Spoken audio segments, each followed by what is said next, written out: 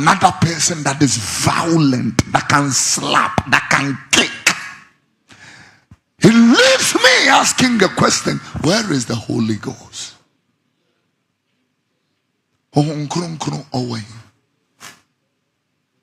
And so when we are talking about your girlfriend and you swish like this, you really amaze me.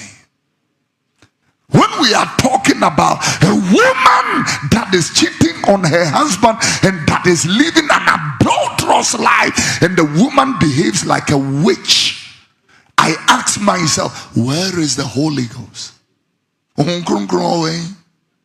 your life? You, the people that doesn't talk to people, you are carrying a Bible. You see people as if you love them. I want to ask the question, where is the Holy Ghost? No, relax. Where is the Holy Ghost? It's a question.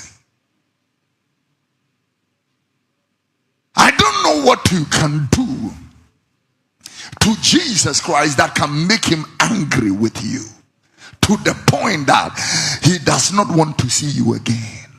This Jesus is love. So when I come here talking that I want to be like Jesus, I wonder why you are angry. I wonder why, women are angry to the point that your husband touches you in the night and says, don't touch me. Don't touch me. Don't touch me. This is Amedi. I want to know, where is the Holy Ghost? The job of the Holy Ghost is to bring reconciliation, to bring maturity, to bring the wisdom of God.